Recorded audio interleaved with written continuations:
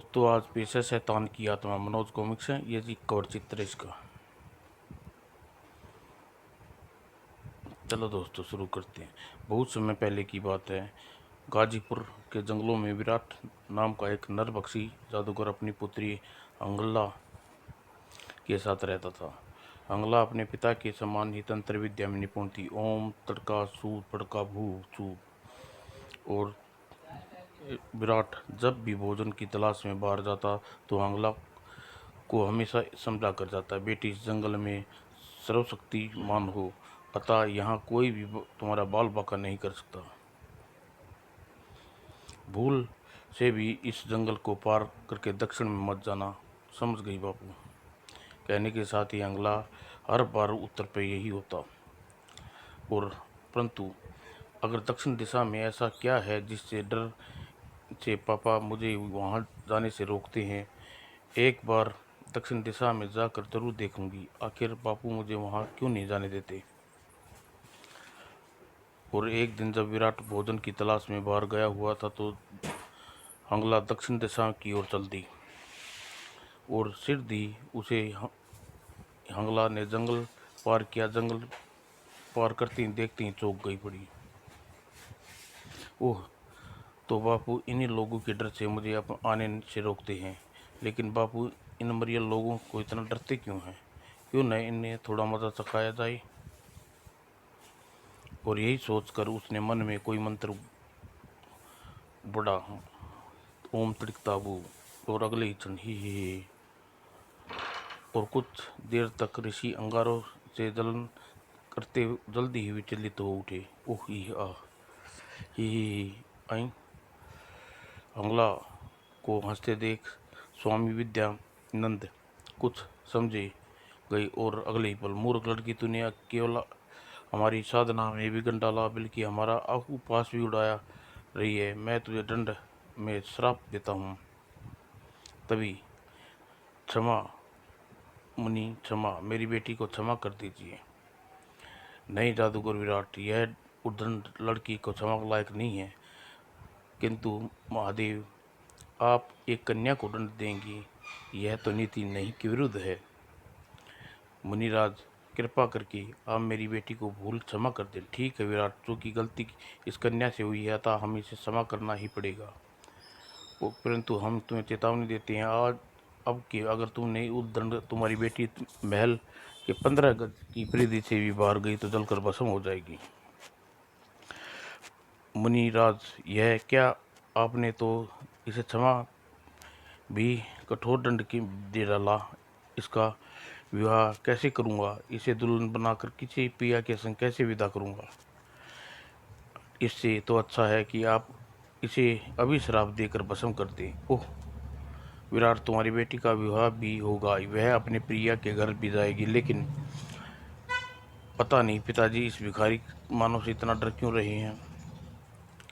जब कोई स्वयं अपनी इच्छा से इससे विवाह करना करेगा और लाल जोड़े में इसे विदा करा कर ले जाएगा, उस समय तुम्हारे महल के 15 गज की परिधि में खिंची यह रेखा कोई नुकसान नहीं पहुंचाएगी। वाह पिताजी, पता नहीं पिताजी इस भिखारी मानव से इतना क्यों डर रहे हैं। और फिर विराट अपनी बेटी के साथ वापस आ गया। वो बेटी, कभी भूल कर भी रेखा को पार मत करना, कोशिश मत करना, जलकर भस्म हो जाएगी। यह आप क्या कह रहे हैं बापू? क्या आप उन पाखंडियों की बात पर विश्वास है? बेटी, वे पाखंडी नहीं, साधु हैं। उनकी तपोबल में इतनी शक्ति है जिसकी कोई बात में मिथ्या नहीं होता। अतः मेरी बात को हमेशा याद रखना। अगर चाहकर भी भोजन कर लो, अब चलकर भोजन कर लो, मुझे भूख लगी है। कुछ देर बाद चपर चपर चपर, बेटी तुम भी खा लो ना, बैठी क्यों हो? बाबू मुझे भूख नहीं है, मेरा मन बदला की आग में जल रहा है। बदला? कैसा बदला? बापू, जब मैं उन ऋषियों को आपने और आपके अपमान का बदला नहीं ले लूँगी, मैं चैन से नहीं मिलेगा। नहीं बेटी नहीं, भूल कर भी ऐसी बात सोचना भी असंभव है बेटी। उनसे टक्कर नहीं ले सकते, वे सर्वमान शक्तिमान है। इस दुनिया में कुछ भी असंभव नहीं है बापू। कोई तो ऐसा उपाय होगा जिससे उपाय से मैं उनसे बदला ले सकूं। उसकी बात सुनकर विराट सोच में पड़ गया। कुछ देर सोचकर, बेटी एक उपाय है लेकिन वह बड़ा कठिन है। वह उपाय क्या है बापू, मुझे जल्दी बताइए। बेटी, अगर मेरी तेरी यही जिद है तुझे अवश्य बताऊंगा, लेकिन पहले भोजन कर। और पिता का आश्वासन पर हम अंगला भी भोजन करने लगी। और भोजन के पश्चात निवृत्त होते ही, बापू अब जल्दी से वह उपाय बताओ। बेटी, उन ऋषियों पर विजय पाने के लिए सबसे पहले खातून की को होश में लाना होगा, क्योंकि पूरी पृथ्वी पर खातून ही है उनसे टक्कर ले सकता है। मैं कुछ समझी नहीं बापू। बेटी, यह एक लंबी कहानी है। आज से करीब 500 साल पहले की बात है। असुरु एक कलयुग हुआ करते थे। उसका नाम था खातून। वह एक बार उन्हें भारी भारी तपस्या की। दूसरी तपस्या से प्रसन्न होकर ब्रह्मा जी प्रकट हुए और खातून को के मांगने पर ब्रह्मा ने उसे इच्छा मृत्यु का वरदान दिया। हम तुम्हारी तपस्या से प्रसन्न हैं। वत्स मांगो, क्या मांगते हो? मुझे इच्छा मृत्यु का वरदान दो भगवान, तथास्तु। और अपराजित शरीर और कई असुरी और देवी शक्तियों का मालिक खातून को सारे असुर किसी देवता की की तरह पूजते हैं। प्रत्येक अमावस्या की रात सारे असुर उन्हें प्रसन्न करने के लिए मानव रक्त लाते हैं। लेकिन एक अमावस्या की रात असुरों ने कोई मनुष्य नहीं मिला, तो उन्हें खातून को धोखे में पशु का खून देना चाहा। लेकिन खातून ने इस बात की भाप लिया। ओह, यह तो मूर्ख, मेरे साथ धोखा। मैं किसी के जिंदा नहीं छोड़ूंगा। क्षमा देवता, क्षमा। और नहीं, इस भूल की सजा तुम लोगों को अवश्य मिलेगी। नहीं, वो यह ले। ओह। और फिर खातून बाकी असुरों को भी पकड़ पकड़ कर मारने लगा। भागो, नाराज हो गई, अब कोई नहीं बचेगा। आ आ। असुर डर कर इधर उधर भागने लगे। त्राक त्राक आ। और सिद्धि असुरों को मारता मारता खातून सुंदरवन में पहुंच गया, जहां स्वामी नित्यानंद अपने शिष्यों के साथ तपस्या में लीन थे।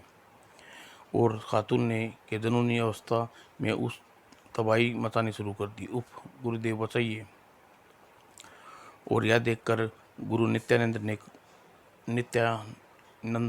ने क्रोधित होकर गए और उन्होंने श्राप दिया, जा दुष्ट जा। और कुछ ही पल बाद वह चौंक गई। अरे, यह क्या, मेरे श्राप का राक्षस पर कोई असर नहीं हो रहा? कहीं मेरी शक्ति में कोई कमी तो नहीं रह गई? तभी नित्यानंद की सोच में डूबे थे। तभी, वत्स, तुम अपनी शक्ति पर शंका मत करो। यह ब्रह्मा जी के दिए ही इच्छा मृत्यु का वरदान है। ओह, लेकिन प्रभु, अगर सिद्धि समाप्त नहीं किया तो यह हम सबको मार डालेगा। वत्स, चूंकि इसे इच्छा मृत्यु का वरदान मिला है, इसलिए इस पर कोई मार नहीं सकता। परंतु तुम चाहो तो योग विद्या द्वारा इसे चीर निंद्रा में अवस्था में पहुंचा सकते हो। ठीक है प्रभु, ऐसा ही करूंगा। और फिर स्वामी नित्यानंद ने योग विद्या द्वारा खातून को त्रिनिंद्रा की अवस्था में पहुंचा दिया।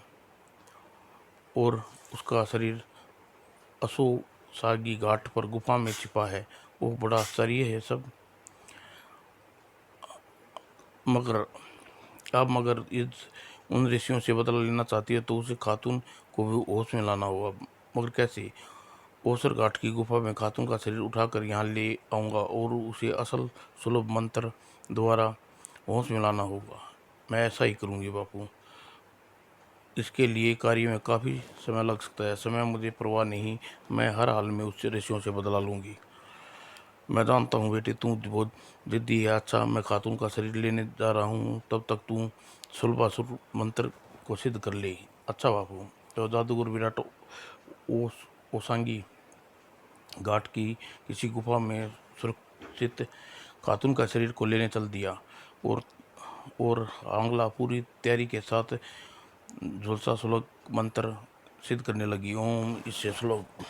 ओह। और कुछ ही दिनों में जादूगर वीर का खातून के शरीर में अपने महल में ले आया। देखो यह कार्य में कितना सफलता मिलती है। और दूर गाजीपुर राज्य में दरबार में प्रतिदिन की बात आज भी फरियादी थे। दुआइयो महाराज, मेरे पति को कल शाम से घर नहीं फूटे। महामंत्री जी, आखिर पिछले कई दिनों से यह सब क्या हो रहा है? महाराज, गुप्तचरों से सूचना मिली है कि आज से में पड़ोसी राज्य में से कोई हुए हैं।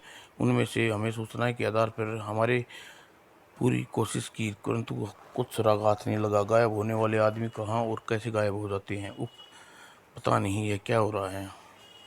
राजा चंद्रसेन दिन रात इसी चिंता में डूबे रहते। काश अगर कोई उपाय होता जिससे प्रजा पर हम विश्वास उठ जाएगा, लेकिन क्या करें। और इसी चिंता में वह बीमार पड़ गए और लंबी बीमारी के दौरान एक दिन, ओह पुत्र, लगता है मेरा अंतिम वक्त आ गया। ऐसा ना कहिए पिताजी, आप सिद्ध ठीक हो जाएंगे। लेकिन बेटा, मेरा समय पूरा हो गया है, इसलिए पहले मैं आखिरी मेरे साथ छोड़ने को मुझे वचन दो कि तुम रहस्य का पता लगाओगे कि ये राज्य के लोग कहाँ जा रहे हैं और कैसे गायब हो रहे हैं। मुझे वचन दो पुत्र। मैं वचन देता हूँ पिताजी। और बेटा, अब मैं चैन से मर सकूँगा। और इतना कहकर ही राजा ने साथ छोड़ दी। और पिताजी और हौसला रखी राजकुमार। और कुछ दिनों बाद राजा वीरसेन को राजतिलक हुआ और राजा विजय सेन जिंदाबाद, महाराज की जय हो। देखते देखते 3 महीने बीत गए। अब विजयमन पूरी कोशिश थी वह जान सकी इस राज्य में आदमी कहाँ जा गायब होते हैं, पता नहीं क्या रहस्य है। और उस वक्त बीतने के साथ साथ विजय अपने पिता को दिए वचन को भूल कर रानी सुनंदा के प्यार में खो गया। प्रिय, जाने क्यों मेरा मन करता है कि तुम्हें बार बार नजरों के सामने रहो। और आसपास के राज्यों में प्रजा के लोग रोज गायब होने लगे। बुरी तरह आतंक छा गया। लोग हक्के दुक्के अपने कामों पर जाने से डरने लगे। ए जी, बाजार जाते वक्त अपने साथ रामू और हरिया को भी ले जाना। तुम ठीक कहती हो भगवान।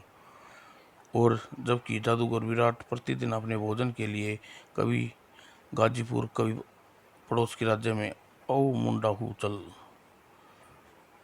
और किसी आदमी को अपने तंत्र मंत्र के बकरा कुत्ता बिल्ली बनाकर लाने लगा। और कठोर साधना के बाद अंगला इस सुलभ मंत्र को सिद्ध कर चुका था और खातून को होश में आ गया। ओह, मैं कहाँ हूँ और तुम लोग कौन हैं? आखिर मेरी बेटी ने सफलता प्राप्त कर ली। तुम मेरे महल में हो खातून, और मेरी बेटी ने तुम्हें होश में लाई है। फिर खातून को बीती बातें याद आने लगी। दुष्ट, जा भस्म हो जा। फिर, ओह हाँ, मुझे याद आ गया, मैं बदला लूँगा, उन ऋषियों को समाप्त कर दूंगा। मुझे खून चाहिए, ताज़ा खून, इंसानी खून। अभी लाया महान खातून। और अगले ही पल विराट खून से भरा एक पात्र लिया। लो महान खातून। और फिर अब अपना बदला लेने जा रहा हूँ। ये महान खातून, आपको यही करना चाहिए।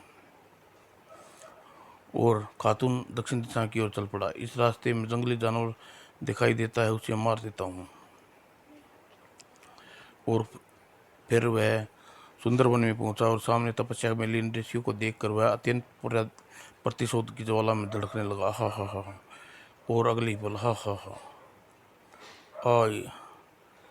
और अपने शिष्यों को क्रोध से मरता देख ऋषि क्रोधित उठे। दुष्ट राक्षस, रुक जा, मैं भस्म कर दूंगा। हा हा हा। अगले क्षण, अरे यह तो इस पर किसी मेरी शक्ति का प्रयोग नहीं हो रहा पड़ रहा, क्या चक्कर है, इसे पता लगाना चाहिए। और सोते हुए ध्यान मग्न हो गई। और कुछ देर बाद, ओह, यह तो ब्रह्मा जी के द्वारा इच्छा मृत्यु का वरदान प्राप्त है। खैर, इसके शरीर को कदर नष्ट कर देना चाहिए कि यह स्वयं को मृत्यु मांगने लगी। और लेकिन इससे पहले कि वह कुछ कर पाते, साधु वायुमंडल में विराट की आवाज गूंजी। यह महान खातून, तेरे सिर पर खतरा मंडरा रहा है, भाग जाओ वरना यहाँ से, भाग जाओ। और अगले ही पल न जाने अगले ही पल कुछ न समझते हुए खातून वहां से वापस भागना लगता है या कोई तांत्रिक शक्ति इसकी सहायता कर रही है। और आओ मान खातून, मुझे खुशी है तुम सही सलामत वापस आ लौट आए, किंतु तुमने वहाँ वहाँ क्या खतरा था जिसके कारण मुझे वहाँ से भाग कर आने के लिए कहा। महाराज खातून, अगर तुम वहाँ से भागते न तो वह स्वामी विद्यानंद तुम्हारे शरीर को इस कदर क्षतिग्रस्त कर देता, तुम स्वयं ही मौत की कामना करते और बेहोश हो जाते। पृथ्वी पर सबसे शक्तिशाली ऋषि है, उसका सामना करना आसान नहीं है। ओह पिताजी, यह महान खातून भी ऋषि से हार गए, क्या करें? क्या मेरी इतनी वर्षों की आराधना बेकार चली गई जाएगी? क्या मैं अपमान का बदला न ले सकूंगी? नहीं देवी, तुम्हें भी मुझे नया जीवन देकर दिया है, मैं तुम्हारे अपमान का बदला उससे लूंगा, लेकिन इसके लिए मुझे तुम्हारी मदद की जरूरत है। मदद? कैसी मदद? देवी, अगर यह योगी इतना ही शक्तिशाली है तो उस पर विजय पाने के लिए मुझे उसका तपोबल खत्म करना होगा। वो कैसे? मान खातून, उसकी तपस्या भंग करके ठीक वैसे ही जैसे मेनका ने विश्वामित्र की तपस्या भंग की थी। लेकिन मेरी बेटी इसमें आपकी कोई सहायता नहीं कर सकती मान खातून। क्यों? क्योंकि खात अ, क्योंकि हम खंगला ऋषि ने इसे श्राप के कारण इस महान महल से 15 गज की दूरी परिधि खींच दी है। इस रेखा को पार करने भस्म हो जाएगी। ओह! एक पल के लिए खातून किसी गहरी सोच में डूब गया, फिर अगले ही पल उसकी आंखें चमकने लगी। जादूगर विराट, उस ऋषि की तपस्या भंग करने के लिए अब देवी को शरीर नहीं बल्कि असल की जरूरत आएगी। मैं कुछ समझा नहीं हूँ खातून। मतलब यह है, कहने की खातून ने मन में कोई मंत्र पढ़ा और अगले ही पल ओह यह क्या? देवी, यह तुम्हारा अक्स है। अब यहाँ अक्स उस ऋषि की मौत का कारण बनेगा। और फिर खातून की आज्ञा पर हमला सुंदरवन की ओर बढ़ गई। और जादूगर विराट, क्या तुम्हारे पास कोई ऐसा साधन है जिससे हम सुंदरवन का दृश्य यहाँ देख सके? हाँ हाँ, मेरे पास है, आओ मेरे साथ। और एक अन्य कमरे में पहुंचकर विराट वहाँ एक शीशे के गोले के सामने मंत्र पढ़ने लगा, ओम चामुंडा। और मंत्र खत्म होते ही गोले में सुंदरवन का चित्र उभर आया। और इधर पायल की मधुर धनकार सुनकर साधना में लीन तपस्या का भंग होने लगी। और ऋषियों ने हंगला का अक्स रूप जादू धरने लगा। ओह कितनी सुंदर है, काश यह मेरी प्रिय सी होती। जादूगर विराट, देख रहे हो इन साधुओं के मन में पाप आने लगा है। अब तपोबल इन्हें नष्ट करने जा रहा हूँ। और उधर वन में सारी ऋषि अंगला की अक्स के नृत्य में डूब गई। और तभी तू फिर आ गया दुष्ट, ठहर, तुझे भी मौका चुकाता हूँ। कहने के साथ ही स्वामी विद्यानंद ने मंत्र पढ़ा और हवा में हाथ उठाया और अगले ही पल वह चौंक गई। आई, यह क्या? बजरंगबली की तलवार प्रकट क्यों नहीं हुई? और मूर्ख तपस्वी, इस अक्स के मोह में पड़कर तू अपनी वर्षों की तपस्या और तपोबल खो चुका है। अब तू एक साधारण मानव में कोई फर्क नहीं है, भागो। ओ हा, उफ आ। ऋषियों को मारकर खातून जब विराट महल पहुंचा तो विराट ने उसका जोरदार स्वागत किया। आओ आओ महान खातून, तुम्हारे कारण ही मेरी बेटी का मन धधक रही प्रतिशोध की ज्वाला ठंडी हुई। वाह जादूगर विराट, तुम्हारी बेटी के कारण ही नवजीवन मिला है। आज्ञा दी का पालन करना मेरा धर्म है। जाओ खातून, आज जीत की खुशी में जश्न मनाते हैं, क्यों नहीं? और फिर लोग जश्न मनाने लगे। और विराट अपने खातून और संगला की भोजन के लिए 2 मनुष्यों की जरूरत पड़ने लगी। वह प्रतिदिन राजा विजय सिंह के राज्य में 2 मनुष्यों को अपने बल पर विभिन्न प्रकार के पशु बनाकर लाने लगा। और इधर खंगला आंगला वक्त के साथ साथ ऋषियों मुनि के श्राप को भूल चुकी थी और एक दिन जैसे ही उस महल के 15 गज की परिधि खिंची रेखा से पार करना चाह बैठी और अगले ही पल आह यह क्या क्या तूने मना करने के बाद भी यह रेखा पार करने की कोशिश क्यों करी? अभी कुछ वो हो जाता तो। और बापू, मैंने सोचा कि ऋषियों की मौत के बाद शायद शराब मुक्त हो गई होंगी। नहीं बेटी, तू शराब मुक्त नहीं तभी होगी सकती है जब कोई इच्छा से तुझे अपनी दुल्हन बना कर ले जाए। तो क्या पिताजी, मैं इस तरह से यहीं कैद रहूँगी? हाँ बेटा, अलग इसके अलावा कोई रास्ता नहीं है। और दूसरी ओर महल में सुकन्या सुमलता ने एक सुंदर राजकुमार को जन्म दिया। प्रिय, आज हम जो बहुमूल्य उपहार मांगे उससे उसमें बहुत प्रसन्न है। और राजकुमार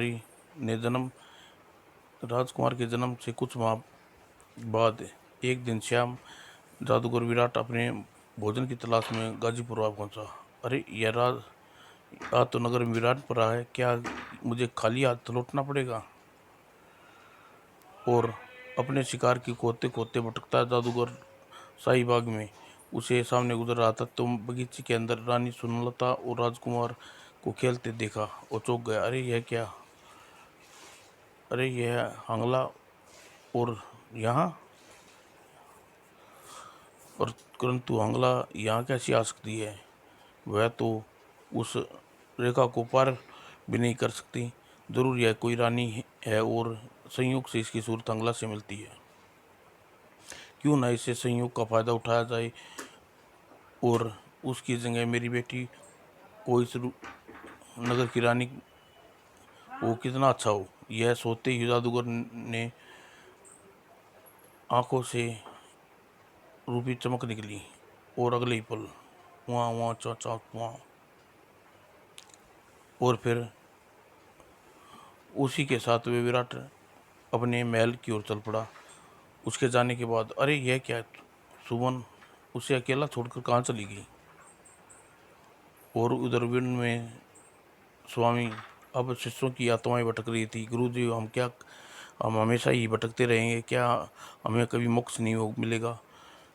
नहीं, बस हमें मोक्ष जरूर प्राप्त होगा। कुछ माह पूर्व गाजीपुर के राजा विजय सेन के यहाँ राजकुमार को जन्म ले चुका है। वह राजकुमार न केवल हमें दोष मुक्त मोक्ष दिलाएगा बल्कि वह खातून और विराट जादूगरनी का पुत्री का भी अंत करेगा। तो फिर हम राजकुमार को बड़ा होने तक क्या हम ऐसे ही भटकते रहेंगे?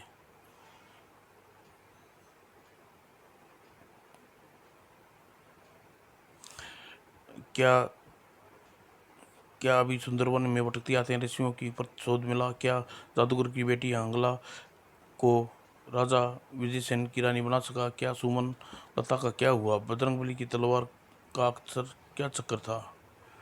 इन खातून जादूगर विराट की पुत्री का अंगला कैसे अंत कर हुआ? इस प्रश्नों का उत्तर शैतान के अंत में दोस्तों जल्दी पेश करूंगा। शैतान का अंत आपके